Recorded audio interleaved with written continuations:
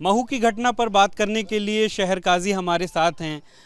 आप बताइए कि आखिर क्या घटना हुई थी, क्योंकि दोनों तरफ से एक जैसे आरोप लगाए जा रहे हैं।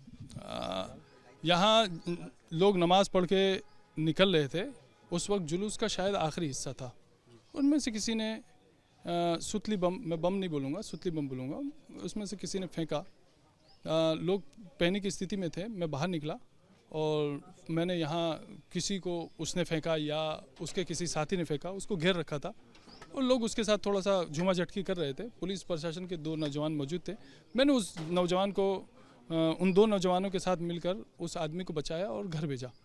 इत्तेफाक से उसके बाद कुछ लोग आए, उन्होंने कहा हम आपसे, आप सज्जन आदमी हैं, आपके रहते हुए कैसे हो गया वगैरह वगैरह, हम आपसे थाने पर बात करेंगे। मैंने कहा आप चलिए, हम भी आ रहे हैं थाने पर, हम बैठकर आराम से बात करते हैं। वही पर्सन यहाँ से उठे और वहाँ गए और उसके बाद पथराव शुरू हो गया। लेकिन यही आरोप दोनों तरफ से लग रहा है कि पत्थरबाजी एक तरफ से हो रही है, दूसरी तरफ से जी, कि यहाँ ऐसा नहीं है कि बिल्कुल सिरे से कैमरा नहीं है। प्रशासन की जिम्मेदारी है कैमरे को दोनों तरफ के एंगलों से कैमरे को देखे और टाइमिंग नोट करे और जो उनकी जांच की प्रक्रिया जिस तरह होती है उस तरह सच्चाई के साथ, निष्पक्षता के साथ जांच करे, सारी चीज़ें क्लियर हो जाएंगी। क्योंकि मैं तो चश्मदीद हूँ। अब मैं ये तो नहीं कर सकता कि अपनी देखी हुई चीज़ को खुद ही जुटला दूँ। मुझसे चाहकर भी कोई नहीं जुटला सकता। सवाल इस बात को लेकर के भी उठ रहे हैं कि देश की जीत का जुलूस था, लिहाजा यहाँ से क्यों ना निकाला जाए, क्यों पाबंदी इस तरीके की। तो इसको लेकर के भी सवाल उठ रहे हैं कि वो तो जीत का जुलूस था, क्यों? जीत के जुलूस आप रोज निकालिए, सुबह शाम निकालिए, हमको भी लेके चलिए, हम भी तैयार हैं। आप समझिए बात को, कोई चीज़ अगर जुलूस की शक्ल में निकल रही है तो उसके कुछ तो छोटे मोटे निबंध कायदे होंगे। क्या प्रशासन के बगैर ही निकल जाएगा? क्या धार्मिक स्थलों पर पुलिस की मौजूदगी के बगैर निकल जाएगा?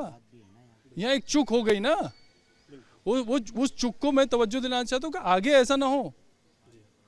भाई आप सिर्फ मस्जिद का मसला नहीं है, किसी भी मंदिर के सामने से, और बात देश की जीत की भी नहीं है। मैं तो कह रहा हूँ कि किसी भी टीम की अगर जीत से आपको फायदा पहुँच रहा है और आपको लगता है कि वो देश हित में है, उस टीम की जीत का जश्न मनाना आप बिल्कुल मनाइए, कोई हर्ज नहीं है। लेकिन साथ साथ ये ध्यान रखिए कि धार्मिक स्थलों से इनका कोई लेना देना नहीं है।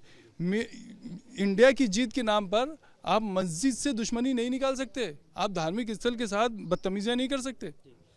ऐसी घटना से 2 पक्षों में एक खाई पड़ती है। आप बहुत अहम ओहदे पर हैं, आप क्या अपील करना चाहेंगे ऐसे में? मैं बार बार अपील कर रहा हूँ कि पुराना जो सद्भावना का माहौल था उससे बेहतर सद्भावना का माहौल बनाने की कोशिश करना चाहिए।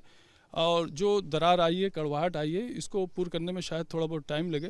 लेकिन अगर समाज के बुद्धिजीवी लोग अगर अपने जी पर ले लें और सच्चाई के साथ बच्चों वाली सोच से ऊपर उठकर अगर ब्रॉड माइंडेड होकर काम करें तो बहुत कुछ हो सकता है। मानते हैं दोनों तरफ से हुई है गलतियाँ दोनों तरफ से होती है। कोई दोनों, मैं फिर कह रहा हूँ, ऐसा नहीं है पथराव हुआ है, फूल नहीं बरसे।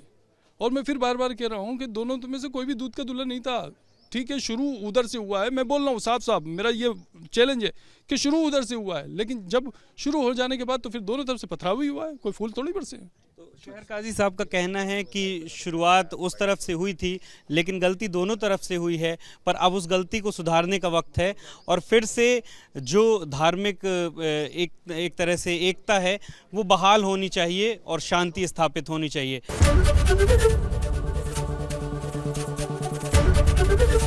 एबीपी गंगा, खबर आपकी, जुबान आपकी।